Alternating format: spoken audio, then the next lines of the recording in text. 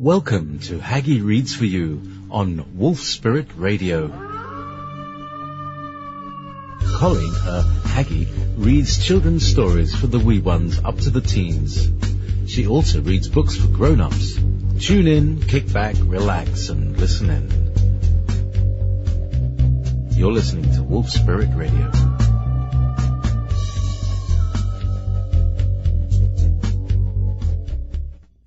Hi everybody, it's Colleen, and it's time for Haggy Reads for You, and today I'm gonna pick up where I left off last week, and this is the final segment of the Zephyrus Archives, Volume 1, Mission of Eternity. The room was dark and deserted when we were down there, Zephyrus told him, but I was able to work an arm and my head through the largest of the observation holes. Zephyrus pointed to one of the sheets of papyrus. I held out a lamp and later jotted down some notes on what I saw. Joseph sank back into his chair, but more in surrender than in comfort. And the most notable feature? Not necessarily the altar, Zephyrus reminisced, but the overall appearance of the room came across as rather garish, mainly because of the ugly black and white tiles on the floor. A checkered pattern? Asked Joseph, color draining from his face. Yes, the whole floor, Zephyrus answered. Quite ugly, really, but not nearly as ugly as my sense of the atmosphere pervading the entire chamber. Now that I'm remembering the wretched feel of the place, I guess it's no wonder I haven't had the desire to return. It wasn't until Martha said something the other day that the idea of doing an investigation came to mind. But you apparently know something I don't, Joseph, Zephyrus proceeded to detail his description, watching Joseph's countenance wilt.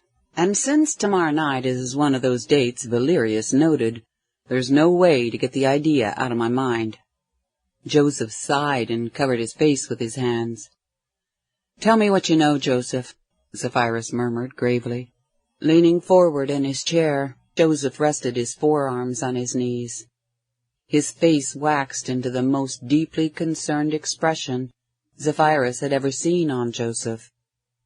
Their eyes drilled into each other. Joseph's nostrils flared. He focused clearly on Zephyrus and flatly stated, "You have described a Luciferian ritual chamber. Have you ever heard anything about the Luciferians?" "Not in any detail," replied Zephyrus, "but I've heard they worship a devil instead of a god. Or they worship a devil as their god. Don't they do human sacrifice?" "That's what I've been told," answered Joseph. "And the human sacrifice is only part of the degradation, albeit the most noxious. But it's a highly organized cult, Zeph. Their most powerful members know how to work their way into positions of influence, whether it be religious, political, or mercantile. I have a highly prized source of information, and I've heard things that would chill you to the bone on a hot summer day." "So, do you think Caiaphas is one of them?" Zephyrus asked. "Not only would it not surprise me," Joseph carefully articulated, "but it would explain an awful lot. Why don't you take me down into the tunnels? That way I can formulate an assessment of the room and discern the best way to use the observation chamber. There's a dreadful feeling in the pit of my stomach, Zeph, but we'll know for sure tomorrow night." Zephyrus furrowed his brow. "I appreciate your reservation, but my empathy tells me you harbor only the slightest trace of doubt. And it's not really doubt. It's more like you hope you're wrong. According to your source, how long has this cult been around? And how widespread is it?" "They've completely permeated the Roman world," Joseph replied, "and beyond. Apparently, they're centered in Rome. They also infiltrate societies outside the empire and weaken them from within to ripen them for conquest. These are ruthless, relentless beings. They will take over anything and everything they possibly can." Joseph rose from his chair and began pacing. "My source tells me This cult predates everything else in human society. They not only predate the countries and religions, they created most of them. That's a rather sensational claim, Zephyrus mused, running a quick review of known history through his mind. Joseph shook his head and frowned. After tomorrow night, you might not think so. As I said, they've been perverting human affairs for millennia. The cult has survived the rise and fall of empires, and has gone by various names as the languages have changed. Currently, they call their god by the Roman name Lucifer. What is their underlying philosophy? Zephyrus asked. Fear, appetite, greed, cruelty. Joseph stood in front of the life-sized alabaster statue of Tiberius Caesar. They look like regular people, but they don't think or act like the rest of us do. Their minds seem to function outside the realm of domination and exploitation, much like our alabaster friend here. Brimming with restlessness, Joseph turned away from the statue and shuffled aimlessly around the office. Zephyrus glared at the statue of Tiberius and then looked inquisitively at Joseph. Do you mean to say the emperor is a Luciferian? He fits the description, doesn't he? Joseph said flippantly. He stopped in front of the frieze depicting Julius Caesar preparing to cross the Rubicon. And what about Uncle Julius? He made a career of his viciousness. He gloried in the acts of remorseless cruelty. Joseph spun around to face Zephyrus. I'm sure you know, Zeph, that 13 families own Rome, and hence run the empire. I can guarantee you they're all Luciferians from birth to death, regardless of what they profess publicly, all of them. Zephyrus became aware of his pulse pounding in his temples, his neck and his chest. He wanted to raise a few objections to such a bizarre assertion, but a sudden thought struck all objections from his mind. Cruelty. Joseph, are you familiar with the history of the Roman conquest of Gaul? Yes, I've read about it, replied Joseph. As he faced Zephyrus with a questioning look, he stood in front of the frieze. From where Zephyrus sat at the desk, the friez's image of Julius Caesar contrasted sharply with Joseph. Zephyrus pointed only inches to Joseph's side, directly at the conqueror's image. That man destroyed my country. If you've read about his destruction of Gaul, you're undoubtedly familiar with the name Vercingetorix. Joseph shifted from a compassionate gaze at Zephyrus to a disdainful glare at the frieze. Yes, I know the name of Gaul's last hope. Joseph walked away from the frieze and flopped into his chair. The inhuman treatment of Vercingetorix perfectly illustrates the brutal nature of Julius Caesar. He reveled in marching chieftains and kings through the streets of Rome, dressed in all their magnificent regalia, only to be publicly humiliated and executed. I wanted to throw some doubting questions at you, Joseph, but I'm remembering something Dewan taught me long ago. Don't ask questions as though there were no possible answer, no matter how skeptical you may be. Dewan used to insist that I ask questions over again until my tone of voice demonstrated sincerity. Joseph smiled in appreciation. And of course, he always had an answer that expanded your understanding of life. Always, muttered Zephyrus. Which leads me to feel contrite in this moment. Yesterday, you stretched my conceptual framework regarding women. Today it looks like I need to stretch some more, only this topic isn't nearly as much fun as women. Unfortunately, no, agreed Joseph. He sat up in his chair and leaned forward, resting his forearms on his knees. What is your first sincere question concerning the Luciferians? "You said the families who run the empire are all Luciferian," replied Zephyrus. "But you added some curious words. From birth to death? Considering the nature of youth, and remembering my own younger years, and knowing the ways of humanity, I wonder, how do they guarantee their children remain Luciferian?" Joseph bowed his head and stared at the floor. "I hope we don't witness it tomorrow night. But then, if we do, it will reconfirm how reliable my source is." He looked up at Zephyrus and sighed, with pain showing deep in his eyes. "They systematically traumatize their children. It's an elaborate system of ritual, and it takes years. But supposedly, they keep the personality functioning, but shatter the soul itself. The children grow up with so much nameless fear deep within their hearts and minds, there is no hope of recovery. They can't help themselves. The abused become the abusers, and the cycle perpetuates itself throughout the centuries." "Good gods of hell," muttered Zephyrus. All his internal senses told him Joseph's depiction was accurate, but that far more iniquity lay below the surface. Zephyrus rose from the governor's chair and ambled awkwardly over to the statue of Tiberius Caesar. "Joseph, I have spent quite a few hours in the presence of this man." Closing his eyes for a moment, Zephyrus breathed deeply, allowing the full feeling of the memories to surface. "Tiberius has a coldness at his core. I feel so sick at heart, all the way down into my guts." He stared at the eyes of the statue, as though wanting it to be alive. "Maybe so I could kill it." Aloud he muttered, "Evil, malice. No matter what redeeming qualities there may be, a demon lurks within your heart, Tiberius. And you can't help it? As a boy you were raised with a broken soul?" Joseph watched Zephyrus closely. He knows. His other senses can feel it. This alone serves as confirmation.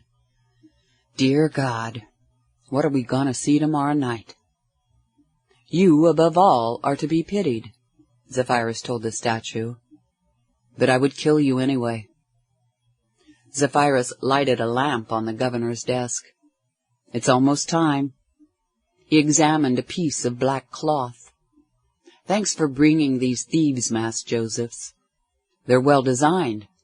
My gut is telling me it would be a really bad idea to let our faces be seen at the observation holes." "Once I saw the ritual chamber with my own eyes," said Joseph, "I decided to take every conceivable precaution. We don't want Caiaphas to know we know." He sauntered over to his usual chair and sat down.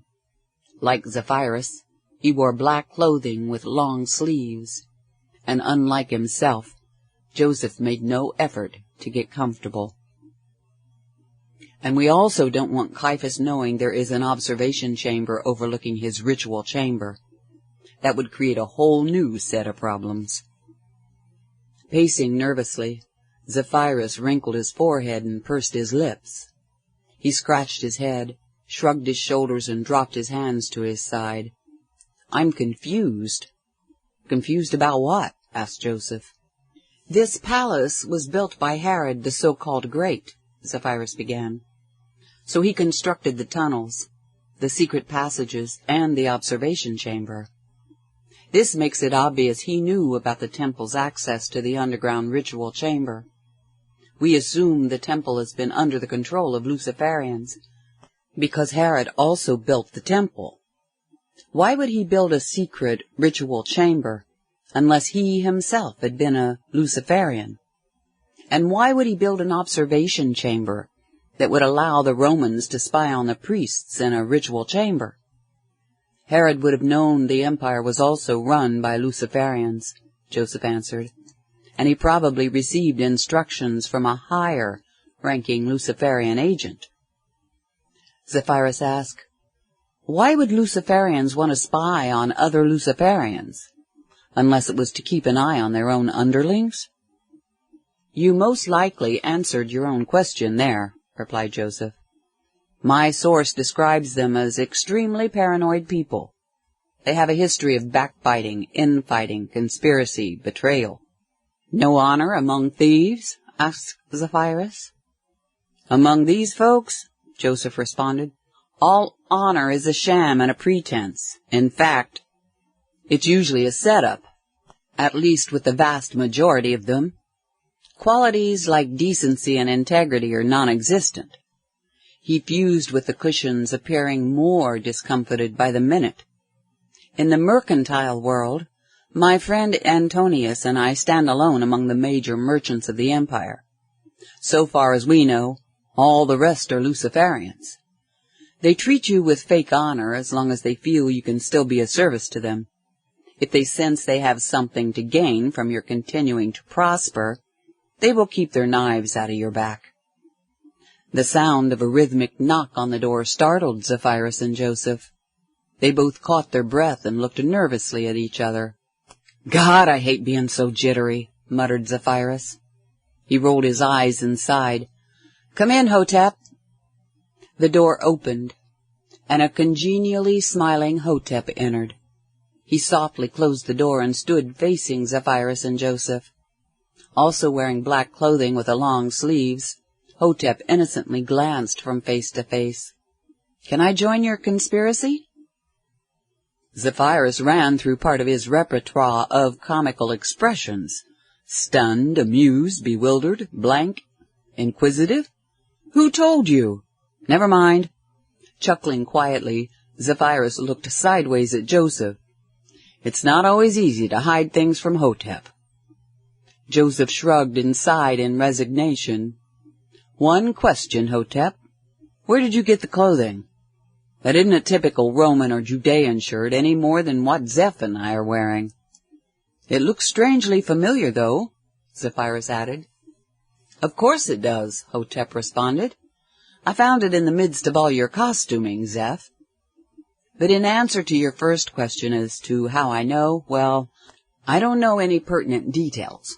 All I know is you two have been acting strangely since yesterday. You're both preoccupied, unusually serious, and even showing signs of anxiety. You went down into the tunnel system as though on a mission from God. Despite my best efforts at spying, you managed to lose me, because I couldn't figure out how to open one of the secret passages you'd entered. And we thought we were being sufficiently secretive, Joseph muttered. I must be getting old or something. Or Hotep is exceptionally clever, suggested Zephyrus.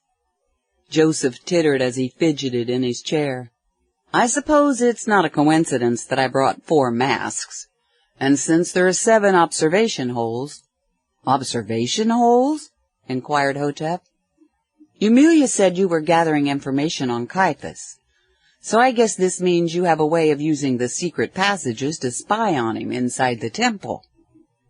Zephyrus gestured toward his own usual chair. Have a seat, Hotep.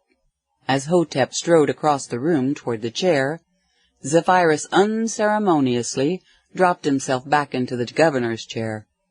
We have enough time to give you a reasonable overview of the situation before we head for the tunnels. Within 20 minutes, Hotep's head was swimming with images never before imagined. I'll have to contemplate this. Maybe it'll be easier to assimilate it after I've witnessed the ritual. This is simply horrific. Now, I can appreciate why you two have been so agitated and apprehensive. Am I to understand we're not sharing any of this with Pontius, unless you deem it appropriate? For now, replied Zephyrus, leaning forward with his forearms on the desktop. But he will have to know eventually, I suppose. I'll wait for the right time. In fact, I'll check the dates Valerius gave us, and we'll arrange to take Pontius down there to witness a ritual. He has to know what kind of ruthless creatures we are going to have to fend off. Zephyrus buried his face in his hands and grumbled into his palms. I'm not so sure I want to witness this myself, but it's essential for the mission. He collapsed back into the red padding of the governor's chair and threw a plaintive look at the ceiling. At least we're beginning to learn more about who these people really are, and why they hate Yeshua so much. The very day we started my training, said Hotep, I told you I understood that if Caiaphas ever opts for an assassination attempt, he will hire professionals. But now I struggle to imagine what manner of professionals will they turn out to be. Yes, more research to do, Zephyrus mumbled, still staring at the ceiling. Supposedly, they have a separate order of assassins, Joseph mentioned, and several of the orders have their own teams of trained assassins. Since they're divided into so many factions, said Hotep, and they have orders within orders, it would be interesting if we could infiltrate their ranks. We could undermine them by causing more division. If they can do it to the rest of us, we should be able to return the favor. Perhaps that's a consideration for a future lifetime, Zephyrus responded absently. The mission for this life appears to call for a different approach. You've suggested a worthy idea, though. We could amplify their dissension, yes. We could also insert energies and teachings that would ultimately subvert their overall agenda. Right now, nonetheless, none of this feels practical, but maybe someday in some life. A sense of unreality grew progressively stronger for Zephyrus, Hotep, and Joseph, stationed several feet away from each other, staring through observation holes in the ritual chamber. They all puzzled over the strange rites being performed by Caiaphas and his fellow Luciferians. All doubt as to the nature of the cult had been dispelled early, since the opening invocation had been directed to Lucifer. As the ceremonies wore on, each succeeding ritual made the earlier ritual seem innocuous. Zephyrus, Hotep, and Joseph could each sense a nebulous dread creeping over their hearts, minds, bodies, and souls. They all wondered if they really wanted to know where this practiced ritualism was leading. The ceremonial robes of the participants were clearly not associated with Hebrew tradition, nor were the ceremonies, which had now escalated into sexual indulgence. As each successive sex ritual increased in levels of lewdness, not one of the three observers felt himself aroused. An atmosphere of spiritual sickness pervaded the entire experience.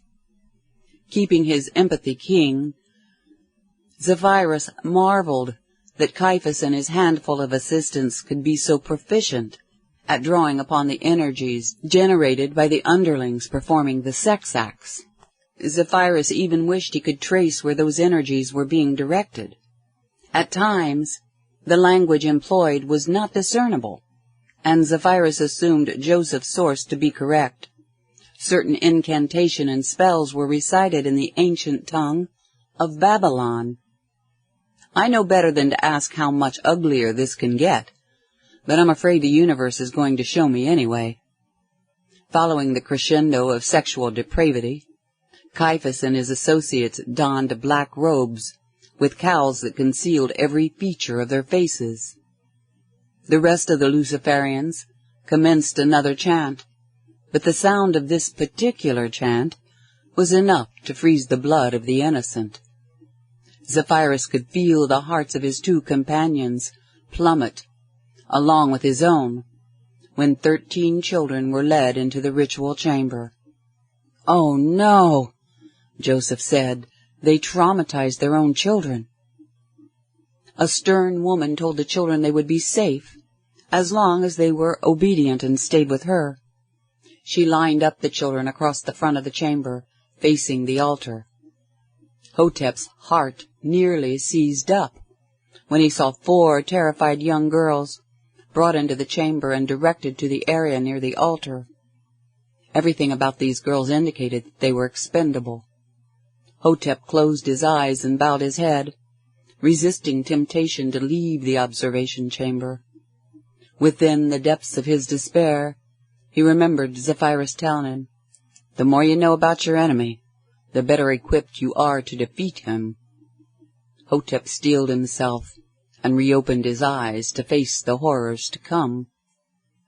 Joseph's mind whirred with the tales he had been told of Luciferian ritual abuse.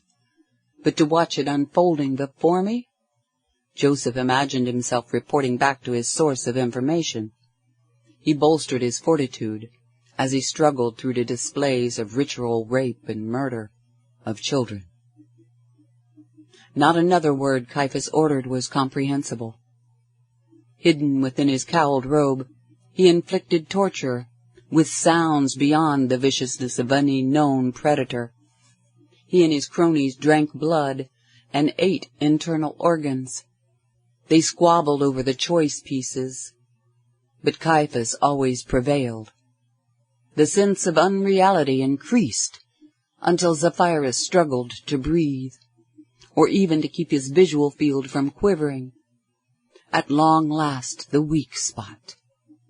Zephyrus agonized to keep his empathy functioning, but eventually realized that Caiaphas had gotten so lost in his frenzy, much of the unleashed energy was not being focused sufficiently to maximize the effects of the rituals, the chink in his armor.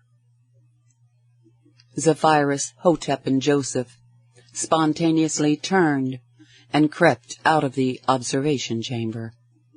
They fought to keep themselves under control, bracing themselves against the walls in an effort to keep their departure silent. They rounded the corner into the main passageway, where they left a lantern burning. Zephyrus picked up the lantern and used it to light 2 small lamps, one for Joseph and one for Hotep. They could not yet bear to look at each other.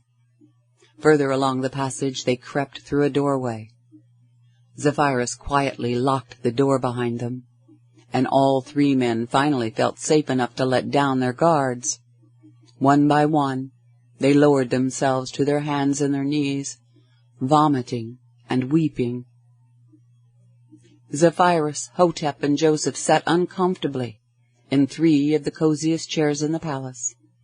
They had spent over an hour in the governor's office, trying to help each other talk through their trauma. "Zeph, are you still thinking you might hide this information from Pontius?" asked Joseph.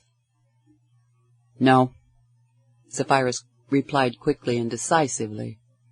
"Not after what we've witnessed. Pontius needs to know, and he needs to see it with his own eyes." Slouching into the padding of his deep blue chair, Zephyrus noisily exhaled. Relief was beginning to set in, so he made his first attempt at humor. "Smuggling Roman weaponry to the Parthians later this year? This one we won't tell him about." "I'm glad your attitude toward the Empire is a little more lax than his," Joseph said, shifting in his chair and trying to bring his mood up to match Zephyrus. Joseph suddenly froze. "Do you realize we're talking about this in front of Hotep?" "As though I would tell Pontius?" asked Hotep. "Remember, Joseph, my family and my tribe were destroyed by the Romans. I've been enslaved by the Empire. Compared to me, Zephyrus might only have a mildly bitter attitude toward the Empire, but I'm not in a position to wax vocal about it." Zephyrus leaned forward, too restless to begin seeking comfort. "Besides, Hotep will help us transfer the goods." "Sorry, Hotep," said Joseph. "I know you're trustworthy. My mind is still recovering from its ordeal next door." "So is mine," Hotep muttered.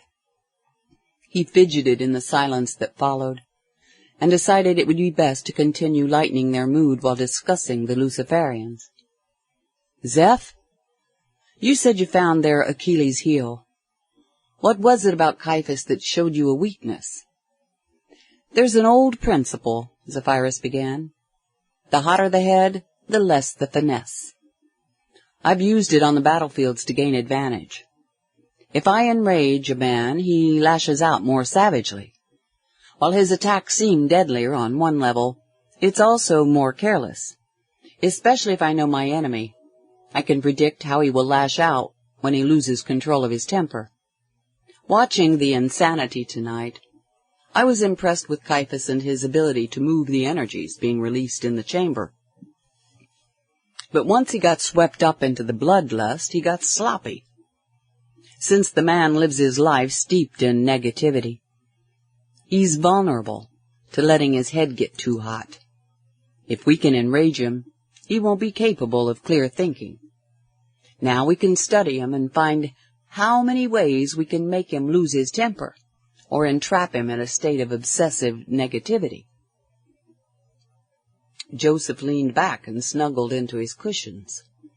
I'm so glad you're on our side, Zeph. I have a question for you, Joseph, said Hotep, concerning the origins of the Luciferians. Didn't you tell us earlier that they drew from 3 different schools of thought? That's what I've been told, Joseph replied. One school of thought believes there is no God.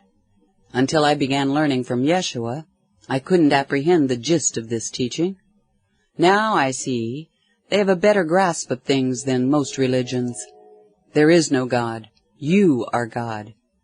If you learn how to marshal your inner forces, you can shape your world more effectively than those who give their power away to imaginary deities. In fact, you can help shape the world of those other people who don't know how the universe works. Hotep straightened up and sat cross-legged. It's a similar teaching to what Yeshua tells us, except the Luciferians abuse the principle. They abuse everything, Joseph grumbled. A second school of thought is that God is evil. I can relate with that one, Zephyrus exclaimed. It would be so easy to look at this world and come to the conclusion that its creator would have to be evil. So they look for the most evil being and worship that one. Yes, Joseph agreed. But they miss the point that much of the evil in the world is being created by the first group. Ah, I see, Zephyrus intoned. That's an important distinction I missed. And this would put the first group in a position of manipulating or even controlling the second. Their third and least advanced school of thought, continued Joseph, believes in God, but hates him. They indulge in all manner of perverse activities, simply to thumb their noses at God. That's not merely less advanced, Hotep declared. That's really stupid. Joseph chuckled for the first time in hours. I almost forgot what it feels like to laugh. Yes, these people are fated to serve as the underlings. Zephyrus rose from his chair and placed his hands on his hips. Not only are we telling Pontius about this, but we're going to help him organize a team to spy on Caiaphas. We must never forget the first commandment, know thine enemy. Chapter 25. There is no greater truth. Martha carried a bundle of extra clothing into the dining area, set it on the table, and nestled it into the other packages, ready for departure the next morning. Her eyes lost their focus, and she wafted into reverie. She became vaguely aware of the musical voices coming from the food preparation area. Mary, Joanna, and Eumelia. Martha breathed slowly and deeply through her nose, expanding her heart center. For this Passover, I entered Jerusalem unmarried. Now I'm leaving with a husband and sister-wife. I am so blessed. She reflected on how her life had changed so dramatically over the course of a single month. Imagery of Zephyrus no longer flooded only her mind. The energy of Zephyrus and all imagery associated with him now filled her whole being, her heart, every part of her body, and beyond. She hugged herself and fondled the rich weave of her gray robe. This is the robe I was wearing the day I met him. Mary's voice rang out. Martha, could you pick another basket of figs, dear? Sure, Martha replied softly. She drifted toward the doorway between the two rooms, smiling sweetly as Eumelia floated across the floor into a sensuous embrace.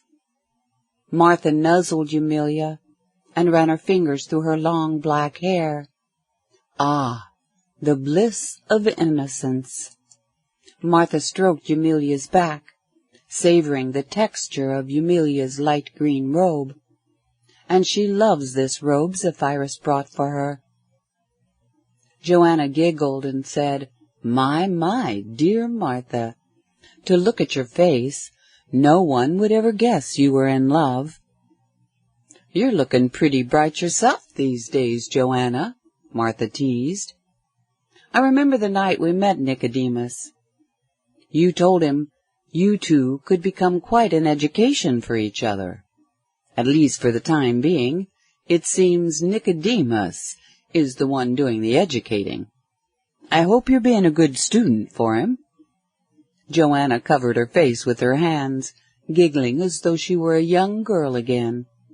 She smiled, sighed, and rolled her eyes in a mock swoon. Mary, I am such an ardent pupil, you would be proud.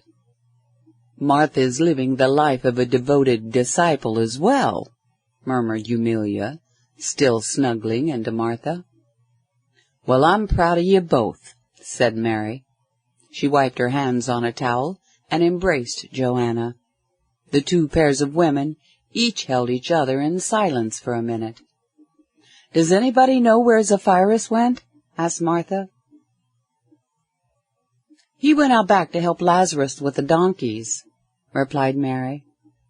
Zeph is fascinated by the donkeys, Eumelia said. You know the way he loves horses? The donkeys are definitely not horses, but they're similar enough, so he can communicate with them the same way. Yet they're different enough for him to find them funny, but he really likes them. Martha kissed Eumelia on the lips, snuggled into her, and gave her one more squeeze. I have a message for Zeph, so I'd better deliver it. She stepped away from Eumelia, caught the reed basket Mary tossed her way, and glided out the door into the gardens. Setting the basket down at the base of one of the fig trees, Martha stood silently, watching Zephyrus entertain Lazarus near the garden shed. Both men wore basic off-white cloaks. Zephyrus was already developing relationships with specific donkeys, and had begun training them to respond with amusing antics. Even the donkeys love him. He's so sweet. He keeps distracting Lazarus from the wine because he cares so much. Zephyrus elicited what sounded like a laugh from one of the 4 donkeys. The donkeys shoveled their hooves in a little dance, and Lazarus chortled as he danced along with the donkey. Martha reflected on the awe-inspiring martial display Zephyrus had enacted with Longinus at the amphitheater. How can someone be so sweet and yet so deadly?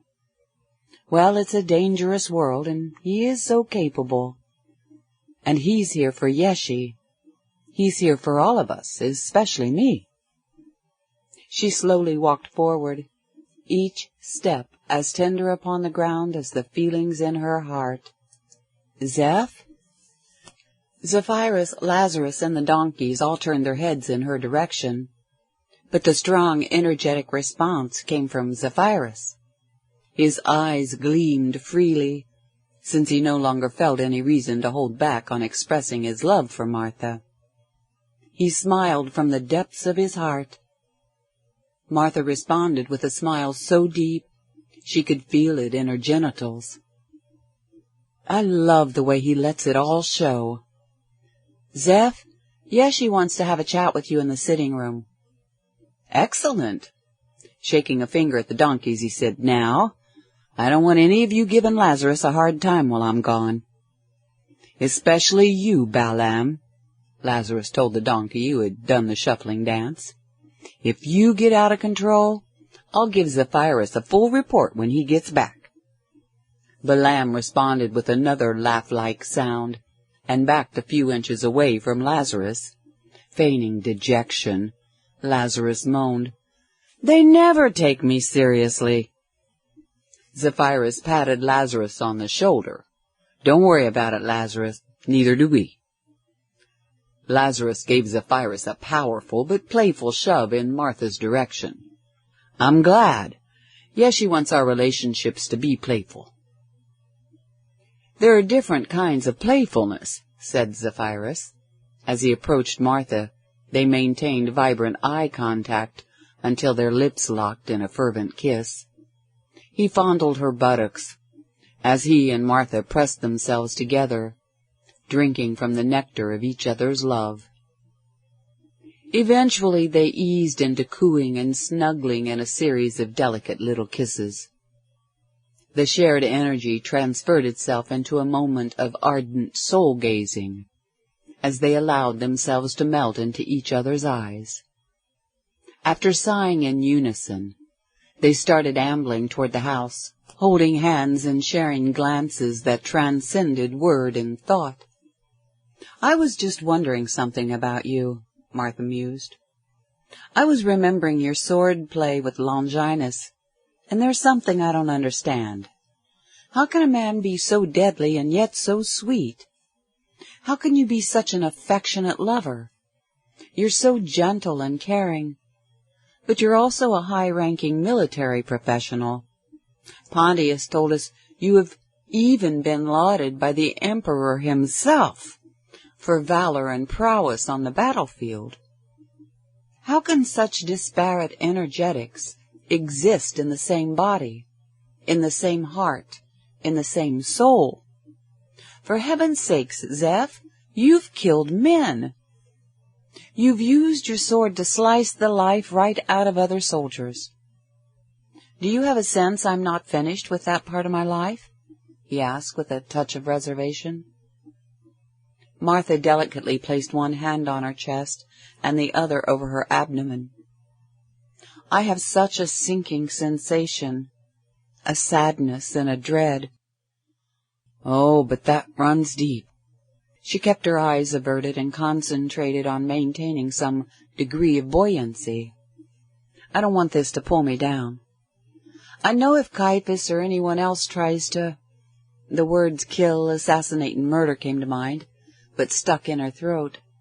"I mean, you're in charge of security for Yeshua, so if— Is the correct word if or when?"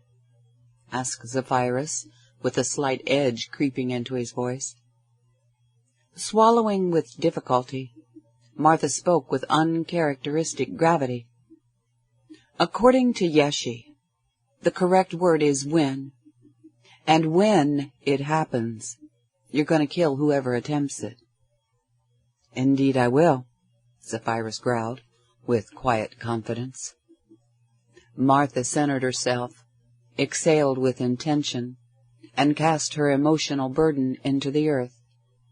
She inhaled through her nose, allowing her heart to fill the rest of her system with love. She again released the unwanted energy into the ground at her feet, and then drew forth her love on the inhalation. Only when she felt complete in the process did Martha return her gaze to Zephyrus.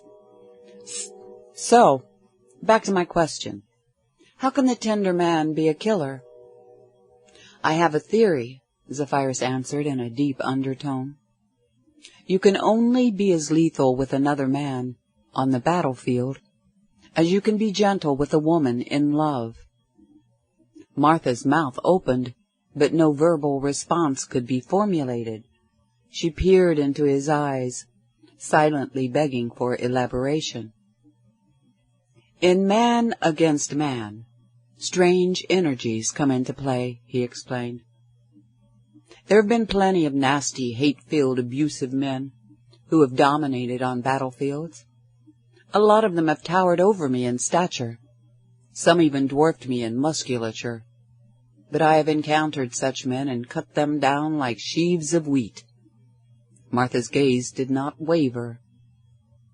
"You're well-trained and exceptionally quick, but something tells me there's more to it than raw physicality."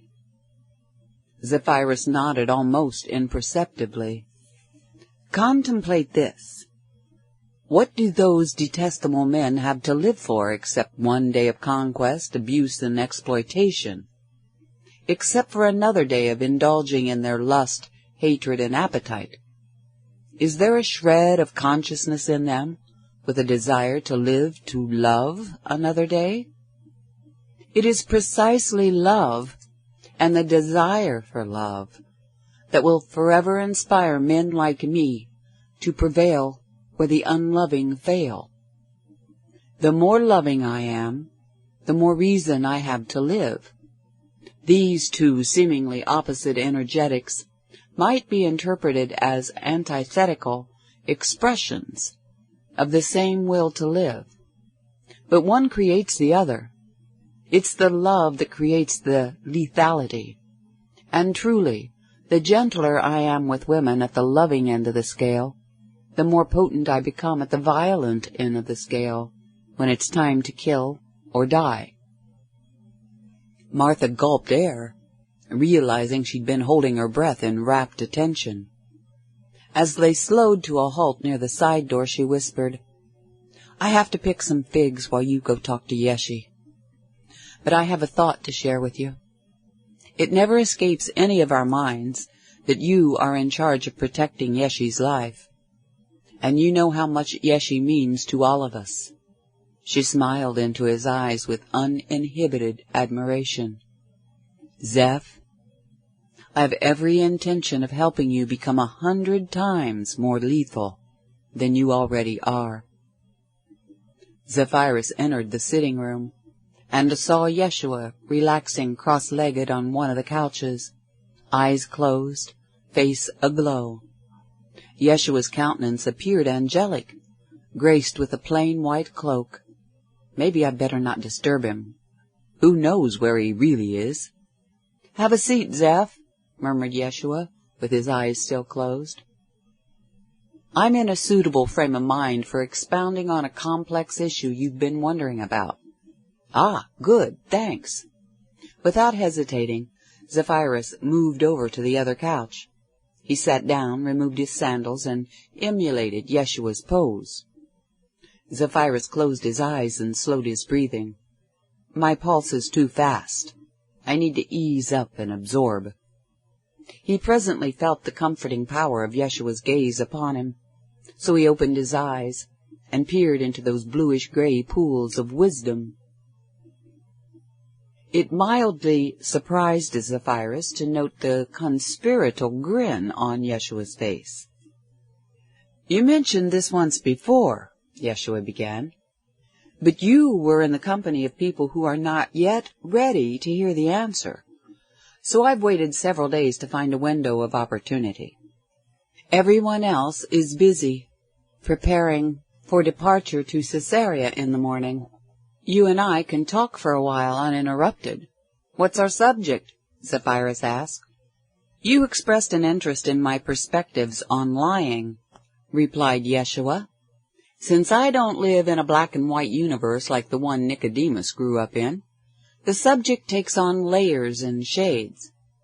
Also, since I don't live bound by the rules the way Roshaya does, situational applications loom large."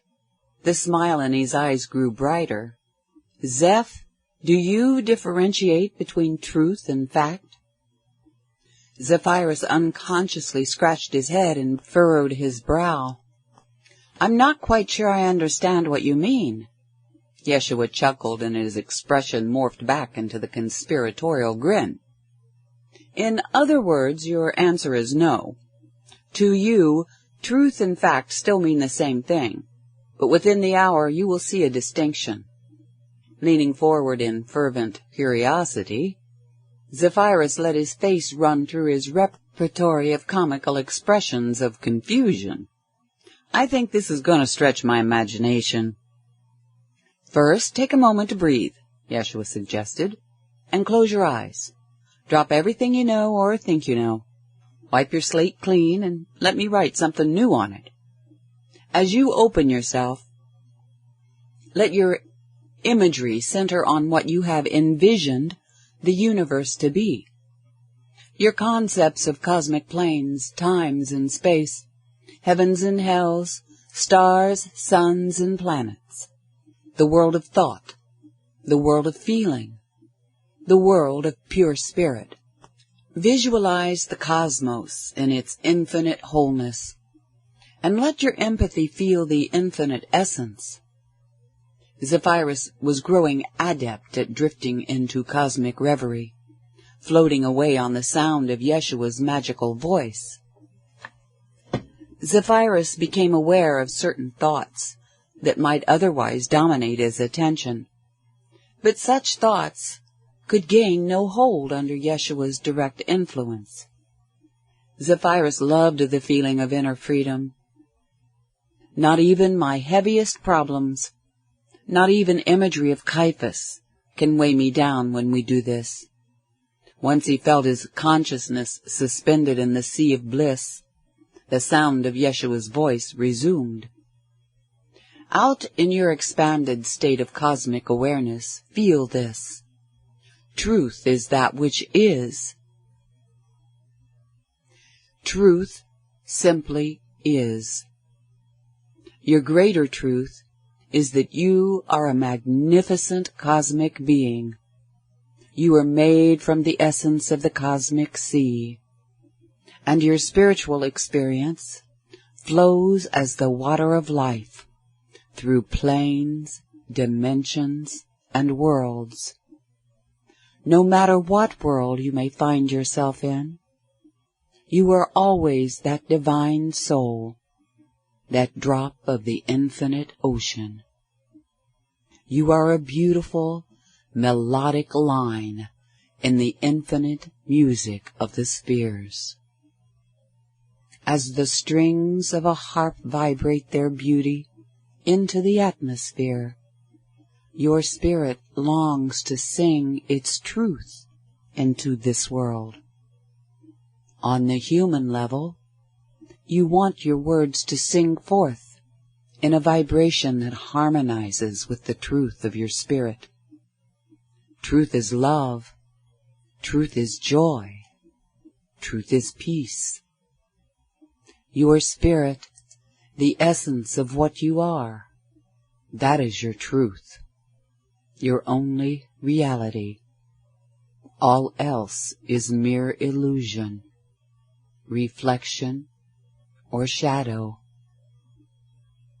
In childhood, there had been times when Daewon helped Zephyrus achieve states of what Zephyrus regarded as unreality.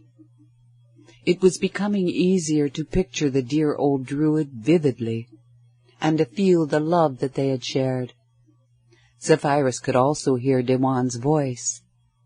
Nothing in this world is what it appears to be, Numerius. Some parts of this world are no more real than others. The dryads and the fairies are more real than the house you live in or the clothing you wear. In this world, the Romans are the least real of all. Zephyrus felt his body spasm at the stark clarity of the memory, as an old ache in his heart demanded his attention. Yeshua took note of the jolting realization in Zephyrus. Think of Daewon's world as truth. Think of the Roman world as fact. Truth is that which is. It simply exists by nature, on a purely spiritual level. In the external world of earth, the Romans manifest as a crude reflection or shadow of spirit, but they do not embody their divine truth. Let's borrow a Latin term, datum. The Romans represent data. Fact is, nothing but a term describing how various forms of data stack up in the midst of the illusions of this world.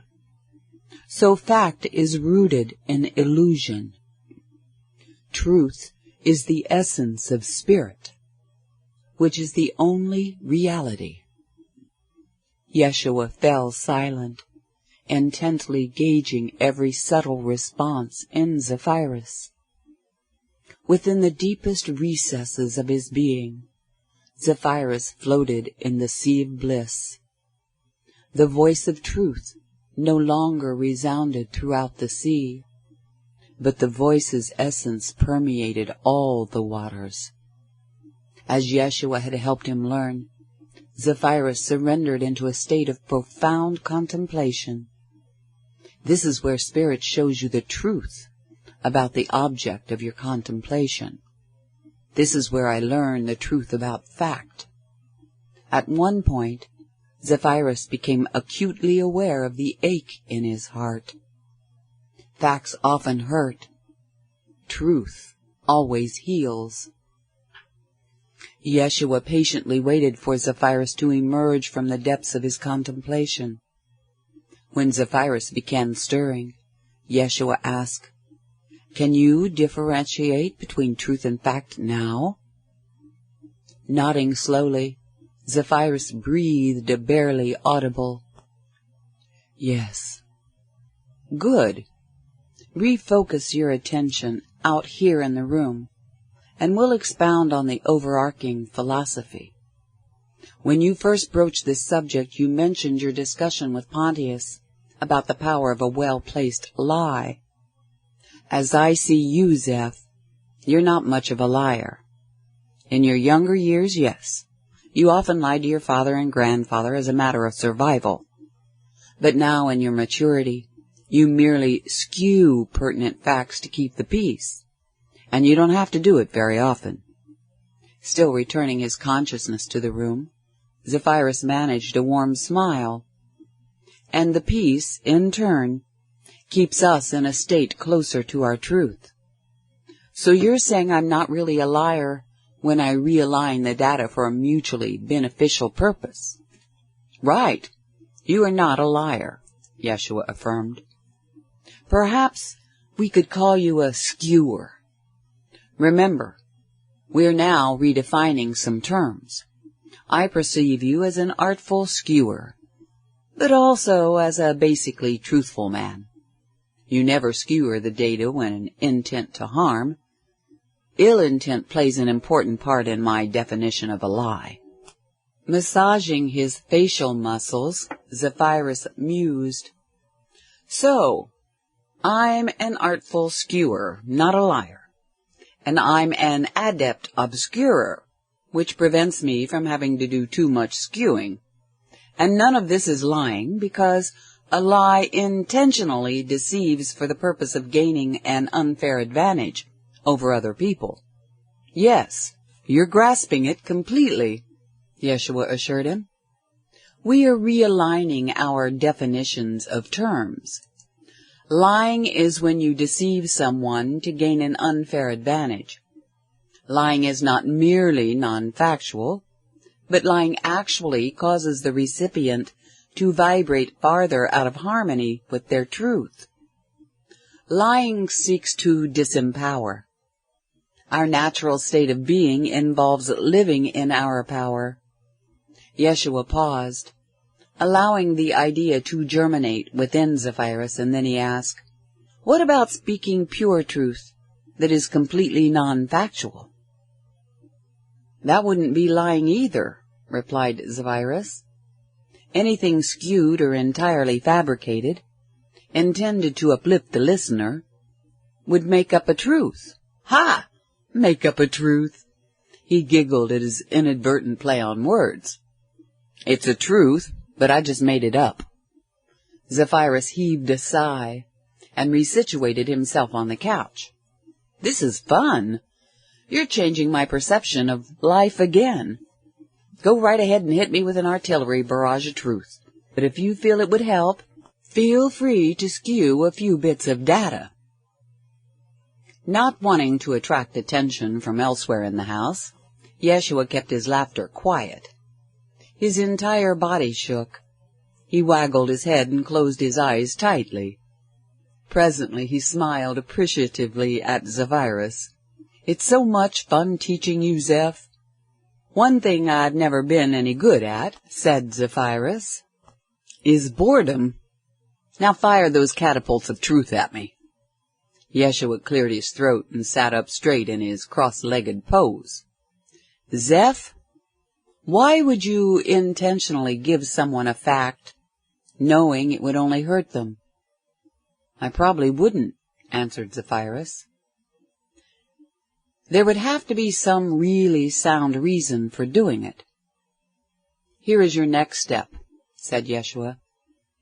What if you could give someone a non-factual perception that helped the other person vibrate closer to their truth, which is the music of heaven?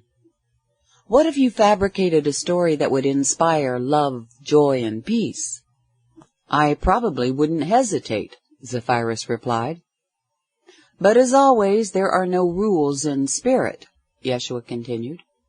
At a particular stage of the soul's development, perhaps a kick in the head would provide the most appropriate blessing. But unless your spirit gave you a clear signal to kick someone in the head with fact, why would you do it? Again, I probably wouldn't, Zephyrus answered with a shrug. Yeshua pressed forward. Why would you unnecessarily induce a state of anger in another person, or a state of grief? What spiritual purpose would it serve to give a man factual information knowing it would incite him to violence? None of this would help anyone vibrate in closer harmony with their truth. Zephyrus became animated, shifting his position around on the couch and gesturing excitedly. I'm loving this, Yeshi. Imagine a scenario like this. I'm a worshiper of factuality, so all data is laid out for everybody, no matter what.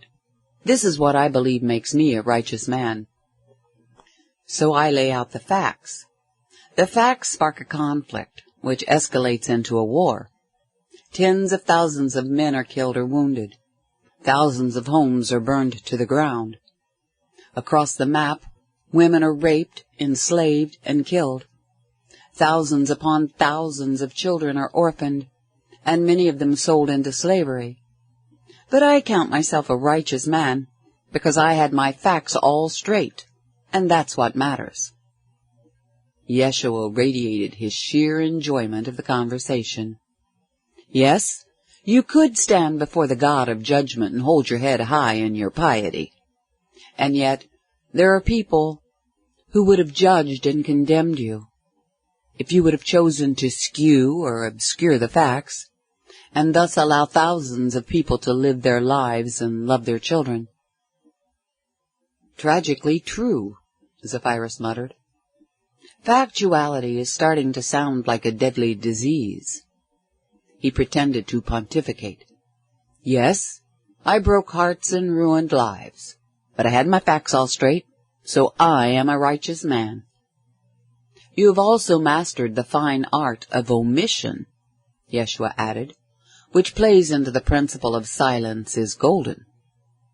One of my favorite principles, Zephyrus responded. I'm a high priest in the holy order of sacred omissions. The truth is, some things are better left unsaid. Lots of things, actually. You cannot speak universal truth in a verbalized human language, declared Yeshua. But you can say words that will help inspire someone to move closer to, or even access their heavenly truth. In such a case, factuality wanes in significance. The most extreme way of wording it came from one of my teachers in the East. When I was living in Kashmir, all manner of masters and sages sought me out, so they could impart their teachings to me. My dear old friend Ho Xin traveled all the way from northern China. Are you familiar with China? I've seen it on maps, replied Zephyrus, but I don't know much about the country in general. Based on the Chinese people I've encountered, and the goods they've produced, I think I would like their culture. It's a good thing they're so far away so the Romans can't get at them. Yeshua chuckled and shook his head. No, Zeph, according to what I understand from Ho Xin and others, the Chinese military would kick the Romans right off the field. If the Romans can't achieve anything more than a stalemate against the Parthians, they would stand no chance against the Chinese. Zephyrus made a few silly faces as he processed the information. On second thought, now I wish the Chinese were closer. They could kick some sense into the Romans, and I'm suddenly anxious to learn about Chinese military tactics and strategies. I might add that Joseph would love having the Chinese closer, too. It would be extremely beneficial for trade. But getting back to our discussion, said Yeshua, my friend Ho Xin used to startle people by saying, there is no greater truth than a lie. On one level, the lie represented a totally non-factual statement or story that uplifted the soul. He regarded it as a masterful feat to concoct something from nothing, meaning from no fact at all, and yet to inspire hearts and minds to open and connect with spirit. Ho Xin insisted we could speak truth without uttering a single fact. On another level, he meant that in the worlds of pure spirit, there is no such thing as right and wrong, good or evil, true or false, or other such dichotomies. In the higher cosmic planes, spirit is one. But you and I are working with a different definition of what a lie is, mumbled Zephyrus. He concentrated on processing the perspective, but no silly faces came forth. Your friend Ho Xin must have been an interesting man. He apparently felt that as long as his words uplifted and inspired, then the less reliant on facts they were, the better. It's as though facts can't weigh down truth itself. Yeshua let Zephyrus ruminate for a couple of minutes and then gently asserted, theory takes us closer to God than factuality does. As soon as we think we know something, and we have all the facts, we lock ourselves into a mode of perception separate from the infinite consciousness. This world is really nothing more than a mode of perception, and the world's current nature is to exclude the infinite from its perception. I can see your point, Zephyrus reflected. He sat up straight, in a cross-legged pose on the couch, peering intently into Yeshua's eyes. Theory is more nebulous than fact, and the nebulosity carries us closer to the metaphysical consciousness that creates all cosmic planes and the worlds within them. Compared to the infinitude, which is truth, who cares how factual forms of data stack up in a single infinitesimal world? I'm glad you can apprehend this, Yeshua said, but I feel it's essential to emphasize that in everyday life, I prefer truth and fact to be in perfect alignment, whenever possible. In most worlds, truth and fact are never out of alignment anyway. Ah, thank you, Zephyrus intoned, as though greatly relieved. And since you came here from other worlds, much more sensible worlds, it seems, you're accustomed to living with truth and fact perfectly aligned. That sounds like a luxury. It doesn't quite work out that way in your world, does it? Asked Yeshua. The phenomenon still baffles me.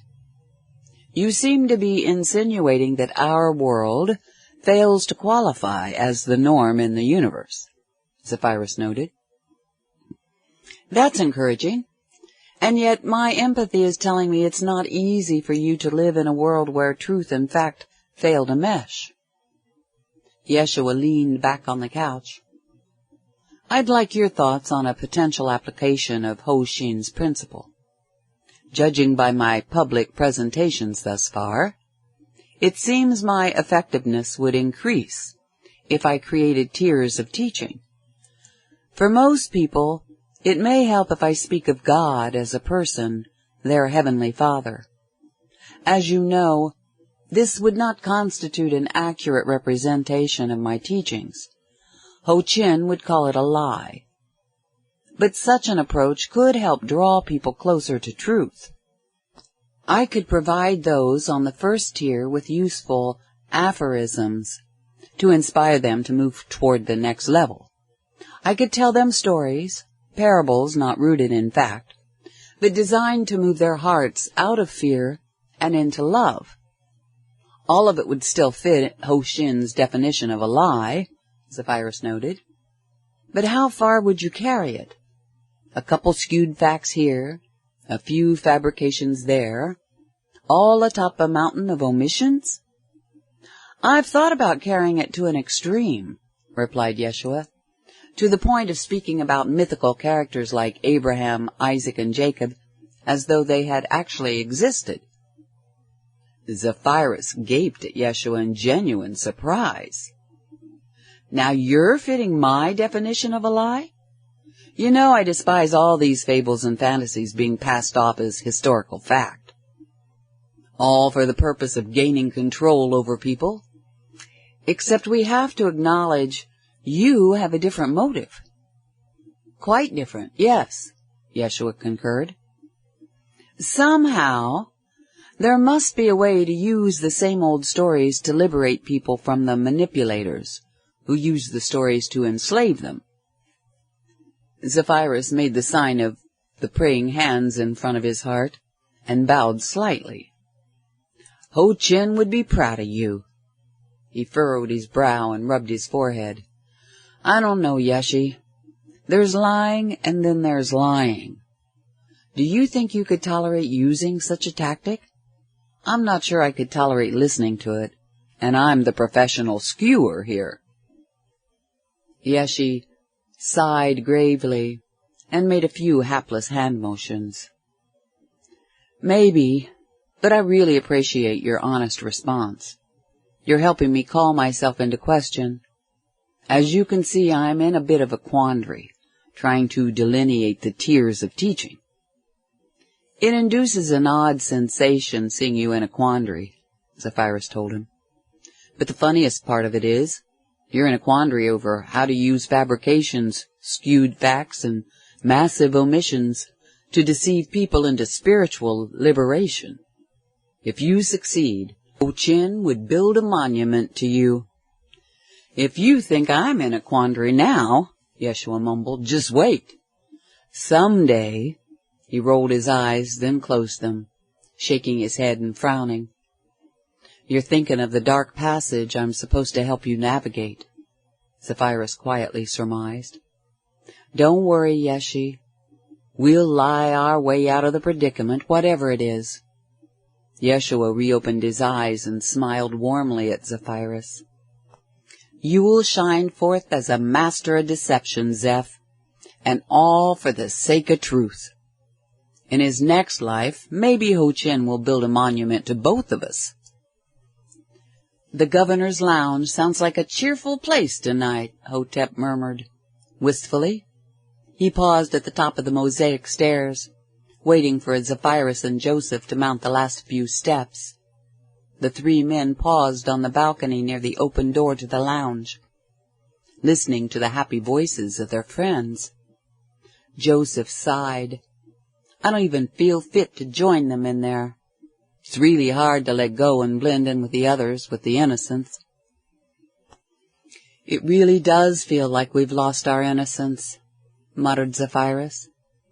Here we have these beautiful, innocent people committing the crime of living and loving, and right next door, he shook his head and gestured haplessly in the direction of the temple, wondering why something inside him wanted to lapse into disbelief. I saw it, I heard it, I felt it. Yes, right next door, Joseph echoed the words. Caiaphas and his minions conspire to undermine Yeshua. And someday, Hotep added, they will do more than undermine, or at least they'll try. He tilted his head, wanly smiling at Zephyrus through a painful gaze. I guess I'd better practice all the more with those darts. What's their Latin name? They're called plumbata, replied Zephyrus. I think they should be put in more use in the military, But then there's the principle that you don't want to throw anything at your enemy that he can throw back at you. Hotep floundered in search of a response, but his mind struggled under the emotional burden. He wanted to escape the imagery of the Luciferian ritual they had witnessed. Lamely shrugging, he mumbled, "So the singular word would be plumbatum." Joseph looked intently at Zephyrus and Hotep, and placed a firm hand on each of their shoulders. "But for now, we need to rise above our adverse reactions to this new knowledge, no matter how shocking it was to witness Caiaphas in action. At least now, we know what we're up against. Especially in this case, I would rather know. Remember your own first commandment, Zeph. Know thine enemy." Zephyrus drew a full breath and held it, steeling himself as though for combat. He reached more deeply within himself until he touched a familiar state of being. After a brief acclamation, he smirked at Hotep and Joseph. "Let's listen to what Yeshe teaches us. It's all illusion and it's all a game, and it's a game we can win." Their attention was drawn again to the governor's lounge, as the unmistakable guffaw of Lazarus bellowed out the open doorway and resounded throughout the atrium. "Lazarus is in there joking around with Roshiah," Joseph noted. "I'm glad we decided not to tell Roshiah about the Luciferians until Pontius comes back to Jerusalem. We can let the innocent be innocent, as long as possible." "Let's try the technique Martha uses with unwanted emotion," suggested Zephyrus. "She allows herself to feel it fully, but she holds it out in front of her, and then she drops it into the earth." "Yes, I've seen her do that," said Joseph. "Our new knowledge needs to work to our advantage, so we can't let ourselves to be crippled by the emotional component." Each in their own way, the three men closed their eyes and faced the inner demons unleashed by witnessing the grotesque Luciferian ritual torture and sacrifice. They grew intent on moving the dark energy out of their torsos and into their outstretched hands. "These people are not truly people," Zephyrus murmured. "They have no conscience, no empathy, no heart. Like Tiberius, they, above all, are to be pitied." After a pause of several seconds, Hotep softly said, "We can proceed with heart for the sake of those who have hearts." "It is what it is," Joseph added. "Mature beings can accept reality for what it is, other beings for what they are, and proceed from there. Instead of whining and fretting over the situation not being our ideal, we can start right where we are." Zephyrus experienced a surge of strength emerging from his solar plexus. He expanded his chest as he breathed its essence. "I accept the situation for what it is, and release my negative emotional reactivity. To do otherwise is to give Caiaphas the victory." Standing erect, with his hands extended as though holding a bundle at arm's length, Zephyrus poured the last of his fear, anger, and grief into the bundle of murky energy he was envisioning. "I have no use for this." He stepped back as he cast off the undesirable feelings and heaved them onto the marble floor. He pictured the amorphous mass of emotion sinking through the floor and plummeting downward into an abyss deep into the earth. Following the energetic lead of Zephyrus, Hotep and Joseph discarded their bundles of unwanted energy. All three sighed in a wave of mass relief. "Impressive," spoke the gentle voice of Martha. Zephyrus, Hotep, and Joseph opened their eyes in surprise, looking over at the doorway. Martha and Eumelia beamed their loving smiles upon the three men. Zephyrus could only think, "Let the innocent remain innocent." I'm glad to see my influence, said Martha, freely radiating her appreciation. What were you releasing? Eumelia piped up. I don't think we want to know. Look at their expressions. Zephyrus put on a comical grimace and pointed downward. Yes, can't we leave it down there? I'm not hauling mine back up, Joseph moaned. That would be like eating your own vomit, said Hotep. Eumelia danced her way toward Zephyrus. Such a lovely analogy, Hotep. She gracefully whirled, with her royal blue robe flying around her, and leapt forward. Eumelia snuggled into Zephyrus, burying her face in his chest. But apt, muttered Joseph. I can't argue with that one, Hotep. Martha smiled brightly and lightly stepped forward. It was such a wonderful idea, Zeph, to have everyone spend the night at the palace. Not only will it give us a better start in the morning, but we're having so much fun. She pressed herself against Eumelia's back and gazed at Zephyrus with playfulness dancing in her eyes. But exactly where am I going to sleep? Zephyrus grinned as he slid his right hand out from between Eumelia and Martha. He reached up and caressed Martha's neck. Why can't the three of us sleep together? You obviously don't have any aversion to Eumelia. A sensible suggestion, said Joseph, patting Zephyrus on the shoulder. As a man with 3 wives, all I can say is, get used to it. Zephyrus opened wide with his empathy and sensed the excitement coursing through Martha and Eumelia. This is the beginning. May it have no end. Hotep slowly sidled over to the other side of Zephyrus. Forgive me, Joseph. Your wives may outnumber his, but I think his outstrip yours in quality. Zeph won't seek any more wives. With these 2, he won't even seek mistresses. Joseph chuckled. Without taking anything away from my lovely wives, I concede the point, Hotep. Zephyrus rolled his eyes toward Joseph. I contemplated our discussion the other day and come up with a question. Do you know why Judean culture places an unofficial limit of 4 wives on even the wealthiest and most powerful men? That was a matter of survival, Joseph answered. Back in the old days, without any such constraints, the rich men brought all the beautiful young women. You might imagine the rampant jealousy and infidelity that resulted. Eventually, the rich old men learned through brute force that they composed a tiny minority of the population. And yes, uprisings, responded Zephyrus.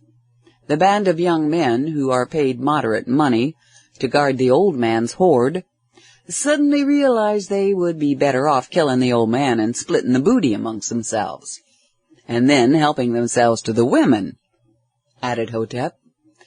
So the limit on wives stems from survival, not morality, Zephyrus observed.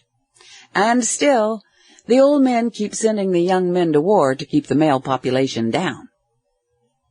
Eumelia remained sandwiched between Zephyrus and Martha. Joseph pressed himself against her side and spread his arms to embrace Martha and Zephyrus. Hotep followed Joseph's lead and did the same on the other side. But that's the world out there, said Joseph. We have our own world right here.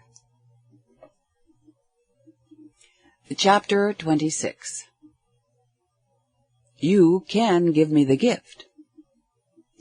Zephyrus and Eumelia rode Ares and Zephy up the gentle sloping road, heading south, back toward Jerusalem.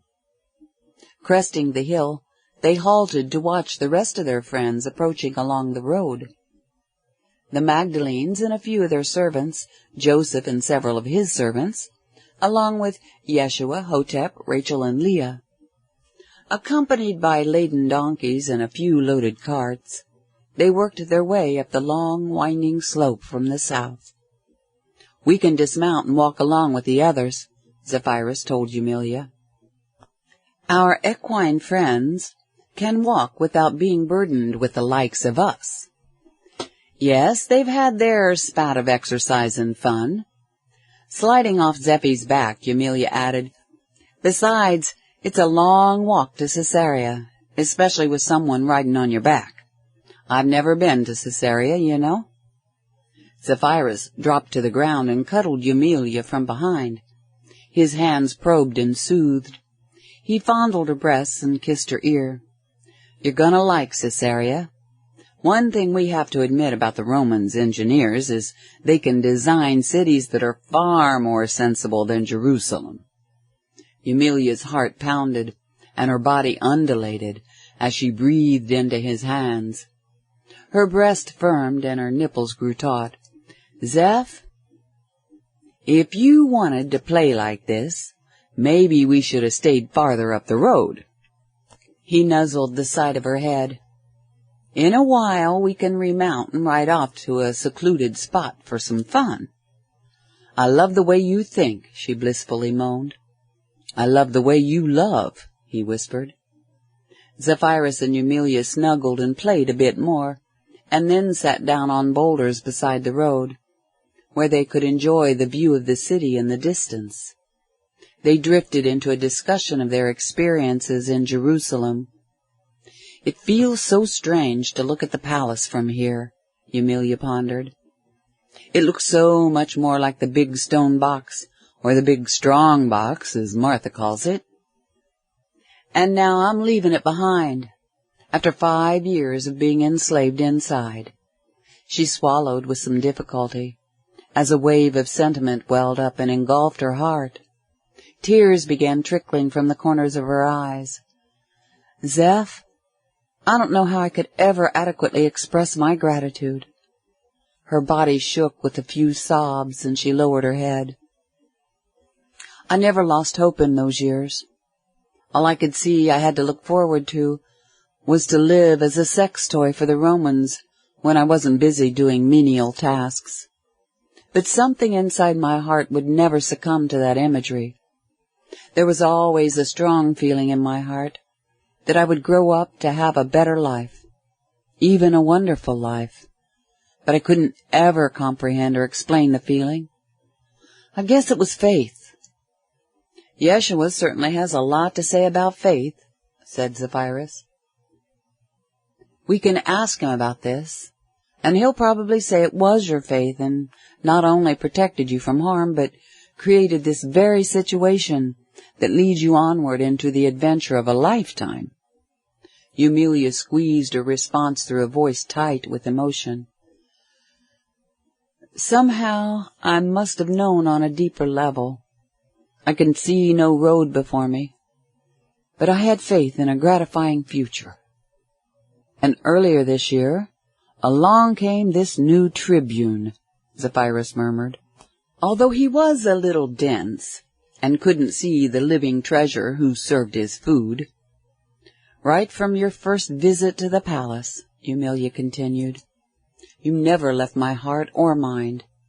I thought about you throughout every day, and dreamed about you at night. Your imagery and your energies blended so perfectly with a special strong feeling in my heart. My faith. So I knew it had to be you, Zeph. Whatever my road to salvation might be, and whatever my salvation might turn out to be, you were the key. She glanced over at Zephyrus. For a fleeting moment, their eyes met in another flash of soul recognition. She gasped and looked away toward Jerusalem. Zephyrus thought of comforting her physically, but his empathy told him to give her the space to emote her feelings. She needs to express and process every feeling. She needs to be able to accept this release into freedom as her new reality. Eumelia lost her focus on the city and stared into the morning sky to the south. For months, my only hope was to become one of your favorite girls. I knew from the other girls you would protect me from being abused. I figured I would still be used for pleasuring other men when you weren't in town, but no one would dare treat me badly if I were one of your girlfriends." A fresh wave of tears poured onto her cheeks. "I dreamed you would be my very first lover, and you would give me that protection from the moment I came of age." Zephyrus released a sigh as an empathic tear dropped from his left eye. "And it was actually on your birthday." "Yes," she exclaimed, looking back at him in wide-eyed adoration. "When Hotep came to me in the slave quarters." Her chest heaved uncontrollably in labored breathing, and she poured her heart and soul through her eyes into his. "When he said you requested me," she doubled over and buried her face in her hands.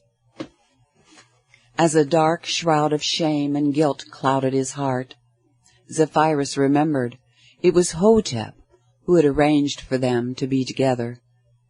The thought of being with Emilia never entered his mind. It was all Hotep's idea. Left to my own devices, I may not have ever. God, I don't even want to think about that. I was too busy stewing over Martha. Struggling with his own feelings, Zephyrus clutched his chest. "I'm glad she's not looking at me. This guilt must be written all over my face." He used his breathing to steady himself and accept everything for what it was. "It's all right. It is what it is. But I cannot tell Emilia, ever." He thought of his conversation with Yeshua the day before, and heard Yeshua's voice asking him, "Zeph, why would you intentionally give someone a fact, knowing it would only hurt them?" Emilia sat up far enough to rest her forearms on her thighs. Her breathing became less labored, and she stroked the fine fabric of her light brown travel robe. "And now look at what my life has become. I wear quality clothing. I'm friends with Joseph of Arimathea. I'm even part of Yeshua's life. I'm part of Yeshua's family." "Speaking of whom," said Zephyrus, "they're cresting the top of the rise now, so it's time to start walking again, unless they want to stop for a rest after their uphill trek." Hearing the light tread of sandals nearby on the rough ground, Emilia looked up to see that Mary and Martha had left the road and were now drawing close. Mary asked, "Are you two enjoying your last view of the city?" Martha hurried the last few steps, leaning over to stroke Emilia's face. "Honey, you've been crying a storm." "They're all tears of gratitude, Martha," Emilia said with a weak voice. She accepted Martha's help in regaining her feet and collapsed into the arms of her sister-wife. "And so much of it is for you, Martha." Emilia melted into Martha, surrendering to the love that enveloped them. "You're certainly touched a couple hearts here, Zeph," said Mary. She strode up to him as he rose to his feet, and she kissed him briefly but enthusiastically on the lips. Her strong hands gripped him by the shoulders, and she leaned back slightly so she could peer into his eyes. "Take care of them." "I will," he softly assured her. Lazarus shouted from the road, "It was nice of the equestrian contingent to wait for the rest of us. I thought you two had raced ahead to Caesarea." "Not all the equestrians," Joseph called out, trotting a white stallion past the strolling Lazarus. "Some of us are conscientious enough to stay on duty." Mary sang out, "You're the only reason we're safe, Joseph. We all would have died if it weren't for you." Joseph rode to the front of the procession and turned his horse around to face everyone else. "This is a good spot to rest for a few minutes. And as always, Mary is right. You can celebrate that you're still alive, thanks to me." "Let's go check on everything," Martha suggested. "We can make sure none of the loads have loosened and see who needs what." "Good idea," Mary agreed. She kissed Zephyrus quickly and patted him on the chest. "Don't go riding off and getting lost, brother dear." "If you don't mind," Eumelia said to Martha, "I'll stay here for a while. I'm having quite an emotional moment." Martha kissed Eumelia and caressed her face briefly. "Saying your goodbyes to the city up here?" "Especially the palace," answered Eumelia. With a knowing nod, Mary stepped back and joined her sister.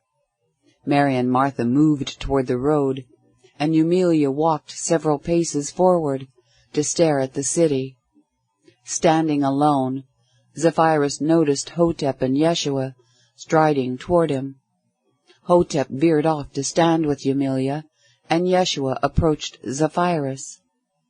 Yeshua motioned for Zephyrus to step aside for a private conversation. "Yesterday, I said this world is really nothing more than a mode of perception, and the world's current nature is to exclude the infinite from its perception." "Which makes no sense," Zephyrus observed, "because the infinite is all-inclusive. But I would never accuse this world of making any sense, especially now that I've witnessed—" He swallowed hard and looked at Yeshua with a slight grimace. "I've seen the enemy in action, Yeshi. I have a knot in my stomach, thinking about the nature of what will oppose us." "I understand, Zeph," Yeshua said with gentle compassion. "But of all of us, you're the one who can comprehend the enemy and his machinations, and actually do something about it." "Joseph and I decided not to burden you with the details," muttered Zephyrus. Yeshua smiled sweetly and patted Zephyrus on the shoulder. "I really appreciate your consideration. I will be able to add some insights to help ease your apprehension, but I would be out of my element if I tried to play the game you've mastered. In this arena, I marvel at you, the way you marvel at me. But regarding yesterday's topic, I felt I would like to add another morsel of food for thought so you can play with the idea." Zephyrus raised his eyebrows and shifted into learning mode. "Ah, yes, truth versus fact." "This world is rooted in fear," said Yeshua. "Fact is rooted in this world, so fact is rooted in fear. Truth emanates from spirit, so truth emanates from love. Fact is fear. Truth is love." Zephyrus quietly mused. Yeshua added, "In their fear, people feel obligated to provide fact, which then creates conditions preventing them from experiencing their truth." "Can you give me an example?" Zephyrus asked. "I'll remind you of one of your own stories," Yeshua replied. "But first, take a moment to breathe. In fact, why don't you sit down on this boulder and prepare yourself to clear up some old unresolved energy?" Following Yeshua's instructions, Zephyrus rested on the boulder and drifted into a calm, receptive state. "I wonder which story. My life is filled with so many." When Zephyrus opened his eyes, his field of vision centered on Yeshua, seated cross-legged on the ground an arm's length away. "This harkens back to your 8th birthday," Yeshua began. "You sneaked off into the woods to visit Dewan, and he gave you an exquisite flute. Then since you had been seen heading in Dewan's direction, your father interrogated you. He caught you off guard, and you had no way to conceal the fact that you were hiding something. Your confession is the example. You told your father the facts, and he smacked you and kicked you around the room, and he pelted you with injurious language and energies." Zephyrus cringed as the memory flooded into his awareness. "I wasn't exactly singing my truth in the midst of the experience." "Not at all," Yeshua concurred. "But keep in mind, You learned a tremendously valuable lesson, a lesson that still serves you admirably in your adult life. No matter how badly life seems to beat you up, remember to look for the gift, because it's always there. And the worse the beating, the better the gift? Zephyrus asked. Most often, yes, replied Yeshua. In this case, the physical beating came to be overshadowed by the emotional beating. Your pain induced a state of panic, and you blurted out that you only went to visit Dewan because you were hoping he would give you something for your birthday. You wanted to distract your father from the fact that Dewan was teaching you druidic principles and practices. Zephyrus nearly collapsed from the excruciating recall. I remember. It was the dumbest thing I ever said. Because your father asked what Dewan had given you, Yeshua continued, and you were too disoriented to hide the facts. You couldn't think clearly or quickly enough to formulate a different story. You told your father about the flute. That bastard, Zephyrus grumbled, and he rose to his feet and stumbled a few feet away. He broke the flute over his knee and threw the pieces into the fire, that bastard. Rising to his feet, Yeshua sighed in profound understanding. This explains why you have never surrendered yourself to the muse of the flute. You can't play a flute without unconsciously stirring these old feelings of devastation. Yeshua approached Zephyrus and stood at his left side. Breathe, Zeph, and let the feelings be. Breathe, and feel my left hand over your heart, and my right hand on your back, directly behind your heart. Feel the agony and resentment fully, and in a moment we'll drop it all into the earth. The hot, prickly memory seared Zephyrus and aggravated his entire energy field. Yeshua's voice kept soothing, yet strengthening him to face the full force of the trauma. Zephyrus surrendered to the feelings and lost track of the words, but he knew the words merely served as a channel for the energies. The sound of his voice, the touch of his hands. We're going to drop it into the earth now, Zeph, Yeshua told him. There's a shard of crystallized etheric energy in your heart. I'm going to loosen it for you and remove everything associated with it as it leaves your body.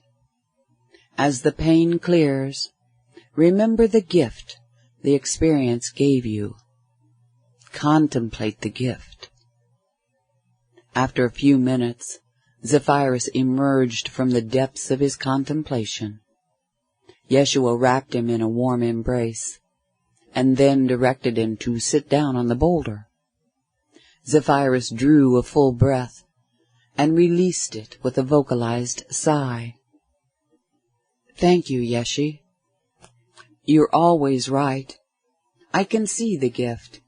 It's multi-layered and multifaceted. And you can see how it serves you now, Yeshua prodded. Yes, acknowledged Zephyrus. In the days and months following this atrocity, I steeled myself against my father. I would never again allow him to get the better of me. I learned how to obscure facts that would get me into trouble, to skew facts if necessary, and even to lie convincingly in a desperate pinch.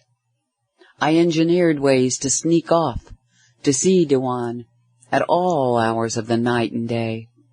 I devoted myself to Dewan's teachings, and he drilled me in various ways of thinking on my feet. Or, for the instances when there was no time to think, Dewan taught me to respond intuitively. From then on, I always remained a step or two ahead of my father. Dewan instilled an impressive body of knowledge into me over the following 2 years. and I've never stopped building on that foundation. Dewan helped me develop into the warrior I became." "How much would the flute have helped you resonate with your truth?" asked Yeshua. "A lot more than the beating did," Zephyrus muttered.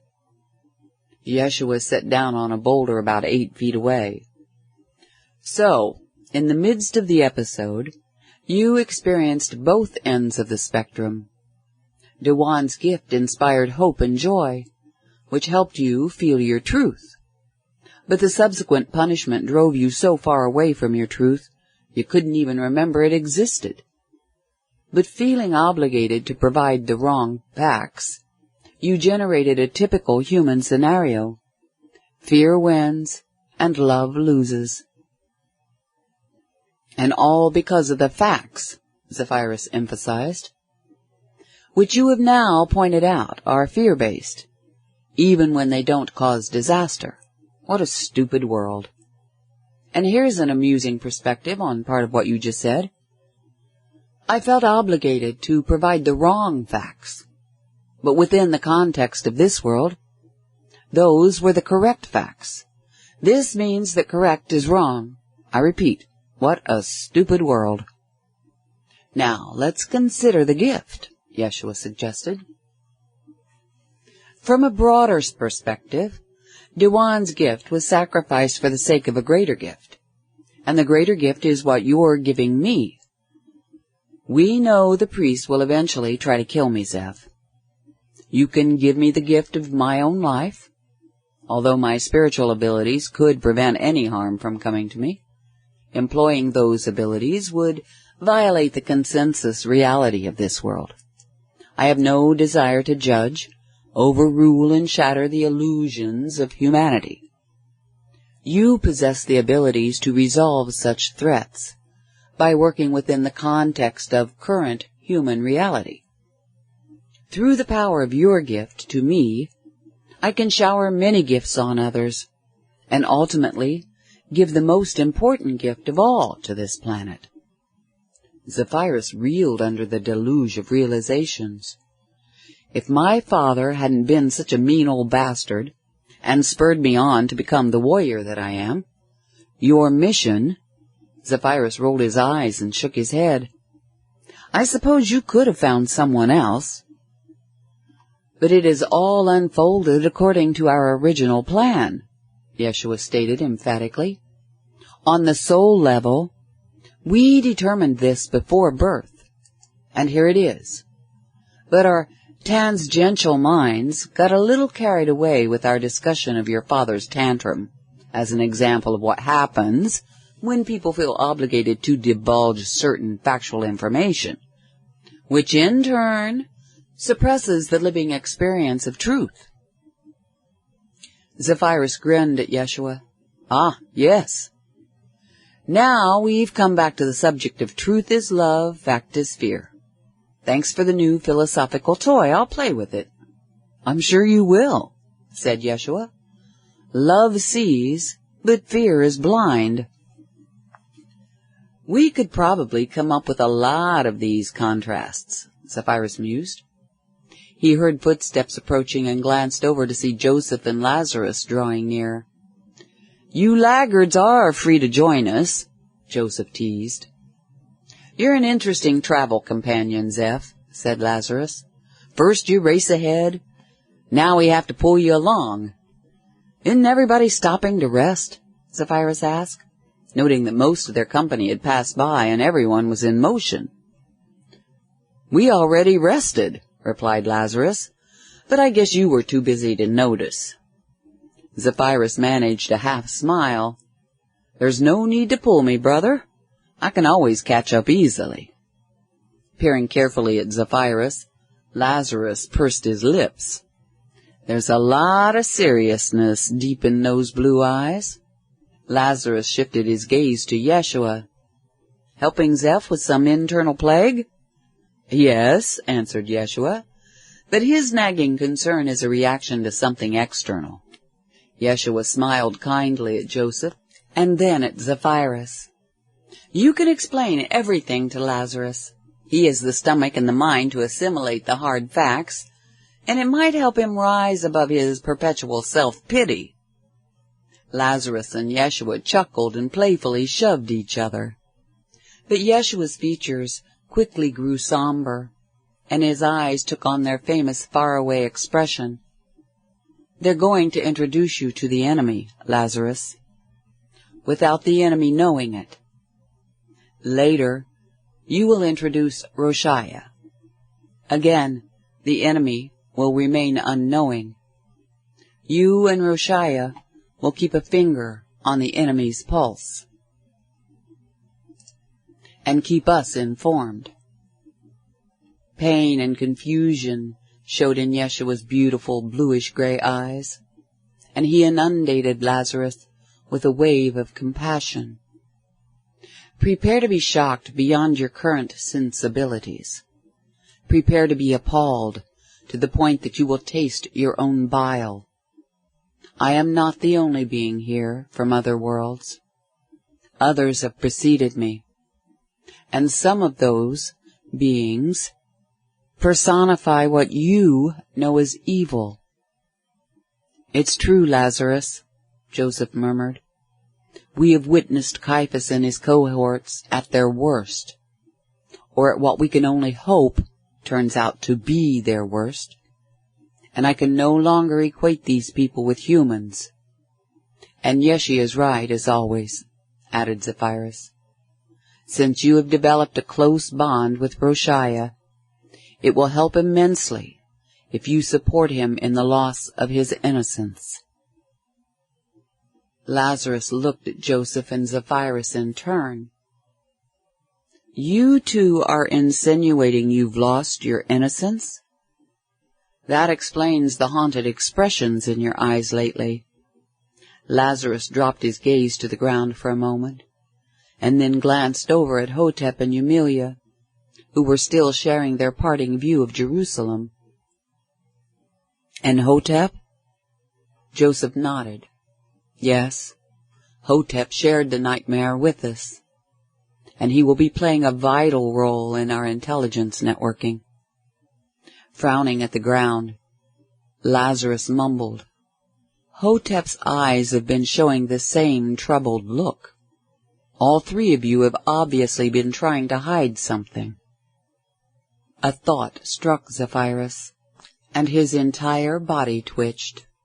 He looked agape at Yeshua. "Are Tiberius, Caiaphas, and the others a different sort of soul, too?" "Very different," replied Yeshua. "Different from you, different from me."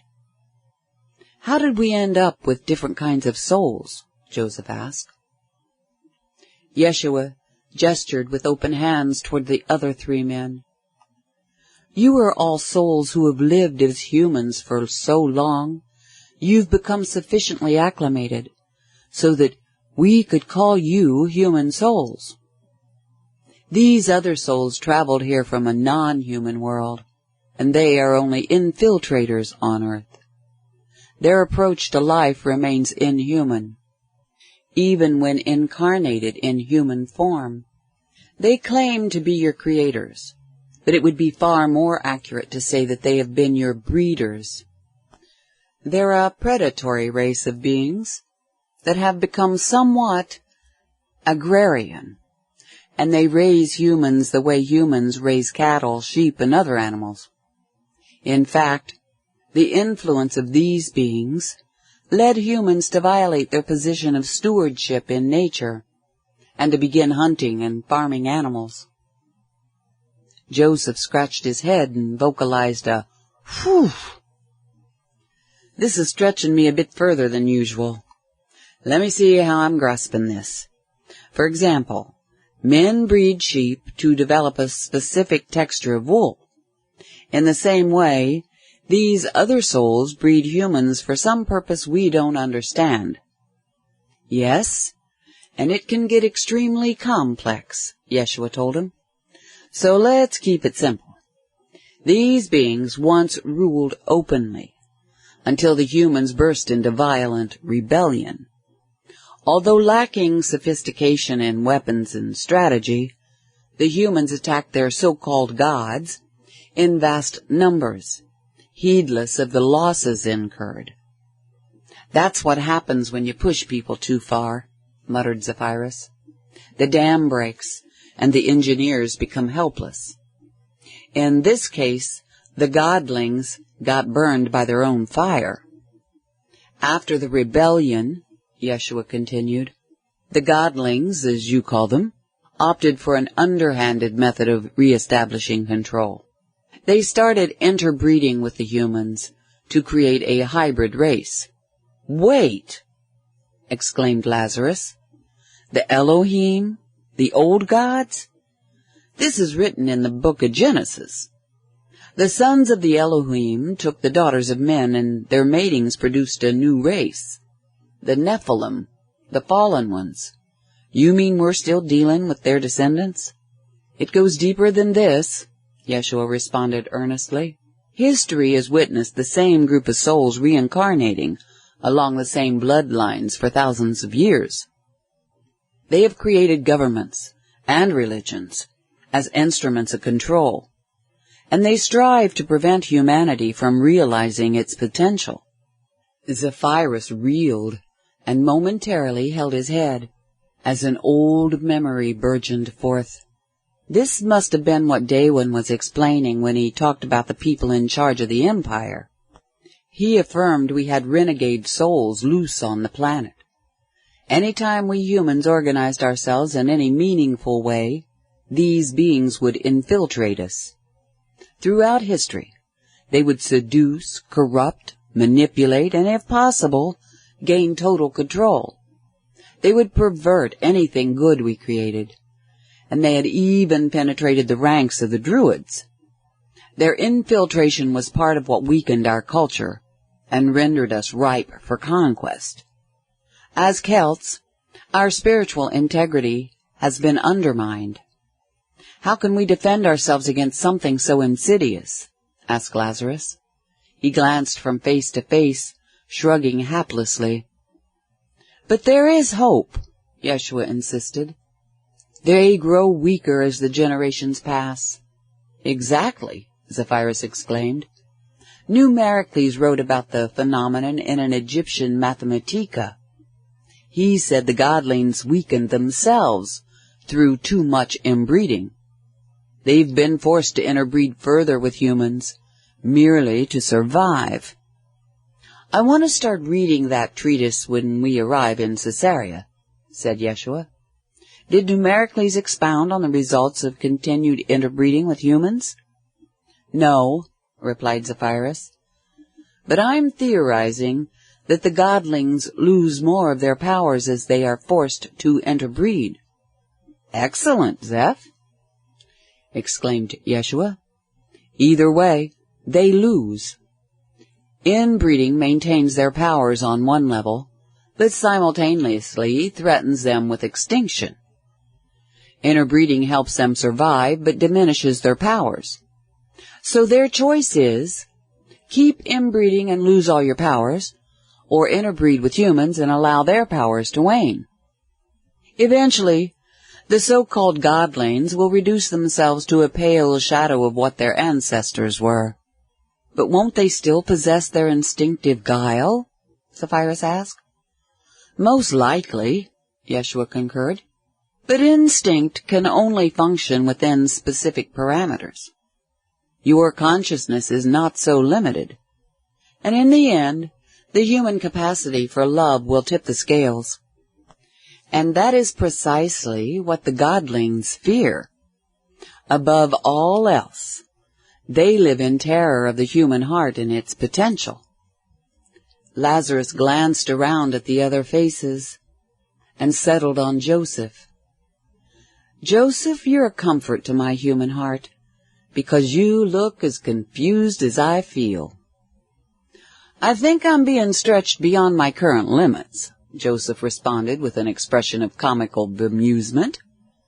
He peered into Yeshua's eyes and asked, "Can you explain how the human heart can be an object of terror?" "There are forces in nature," Yeshua began, "that humans have not come to know. One such force is the law of alignment. If you pluck a single note on a harp, all the strings will vibrate that very note, regardless of how they're tuned. Weak vibrations align with strong vibrations. The strongest vibration in the universe is the Holy Spirit, which is divine love expressing in action. Ages upon ages ago, the design for the human body provoked a raging debate among the so-called gods and godlings. Many objected, because the human heart has the capacity to channel pure, infinite, divine love into this world. If the humans manifested their potential, all the fear-based energies would be forced to align with divine love. As a natural consequence, all the fear-based structures of the world would dissolve. The governments would crumble, the religions would die, and all control mechanisms would stop functioning.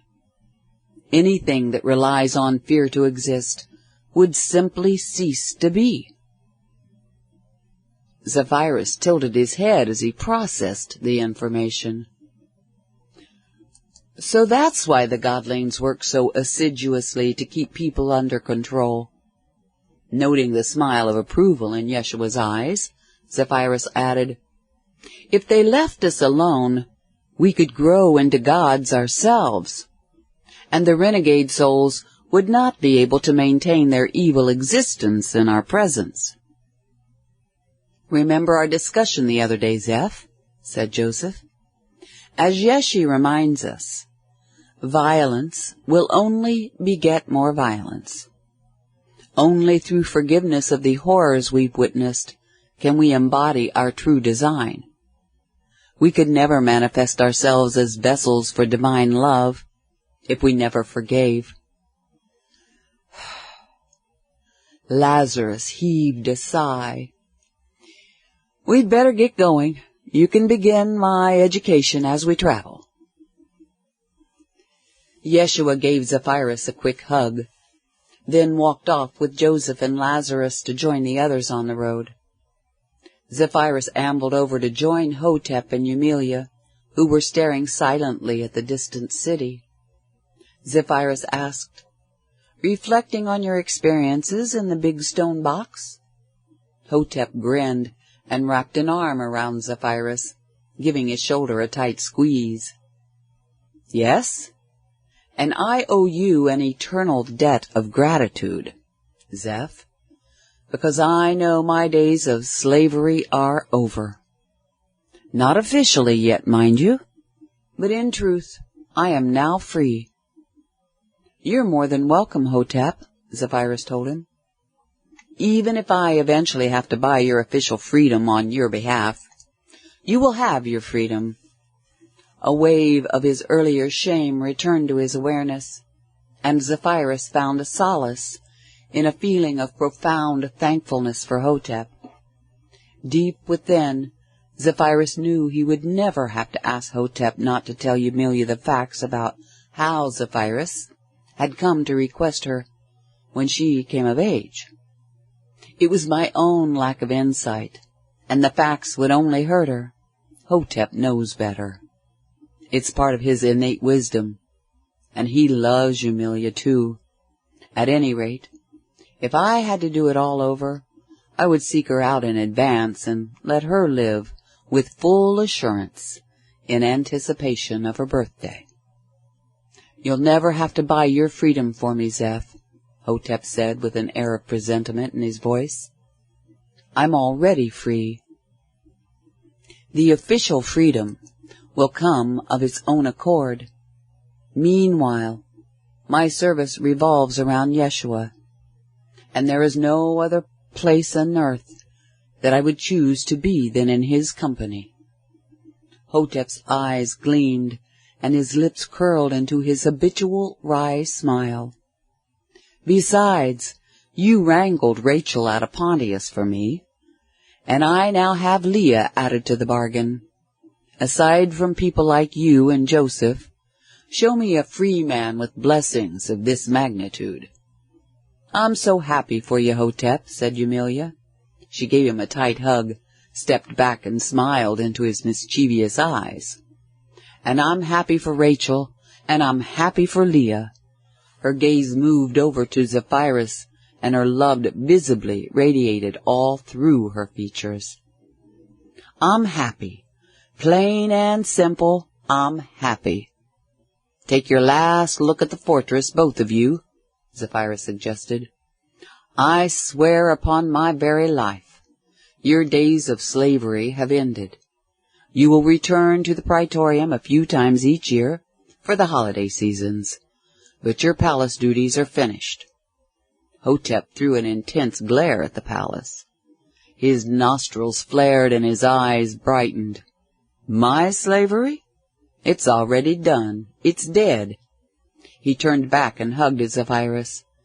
Thank you forever, my friend. Hotep angled himself back toward the road so as not to have the city in his peripheral vision. Without the slightest turn of his head, he called back, Do yourself a favor, Eumelia. Consciously drop your slavery, then walk away and don't look back. Zephyrus noted that Hotep's jaunty stride indicated no trace of slavery that he was leaving behind. But then, that's Hotep. He was never really a slave, even when he was a slave. Yes, Hotep, Eumelia tenderly murmured in a voice not nearly loud enough for the retreating Hotep to hear. Thank you, my dear, dear friend. Her facial expression exceeded mere wonderment as she indulged in her last view of the Jerusalem Praetorium, where she had been enslaved for the preceding 5 years. My slavery. I leave it where it is. Tears filled her eyes again. I leave it where it was. Eumelia steeled herself and swung around to face Zephyrus. I will love you forever, Zeph. I feel I always have, forever before and forever after. No matter how many lives we lead, I will always love you whenever and wherever I find you, no matter what our conditions of life may be. Zephyrus absorbed the full impact of her statement and all the emotion behind it. Somehow, I feel no doubt. He gracefully swung around to stand side by side with Eumelia. Now, will you follow Hotep's advice and walk away without looking back? Eumelia leaned her head on his shoulder. It would take a sheer, utter moron to ignore Hotep's advice in anything. How true! Zephyrus breathed into his heart center and remembered the blessed evening Hotep first offered his advice. Request specifically that I bring Eumelia to you in the baths. Hotep seldom offers advice, but when he does, it's worth taking to heart. Have you dropped your slavery as he suggested? Eumelia nodded and sighed, yes. She slipped her hand into his, and they began walking toward the road at the same angle taken by Hotep. Without Jerusalem in their peripheral vision, Zephyrus and Eumelia gazed resolutely northward. They saw Martha not far ahead, waving to them, waiting to accompany them on the road to Caesarea. Well, that's it. Wonderful book, wonderful book. And I certainly hope that T.J. Glenn comes out with Volume 2. Well, gosh, I really hate to let go of this book. I mean, it's one where I just didn't want to stop reading it. I still don't want to stop reading this, living this story, because it really does kind of feel like you're living it. At any rate, I thank y'all for listening, and I'll see y'all later. Bye now.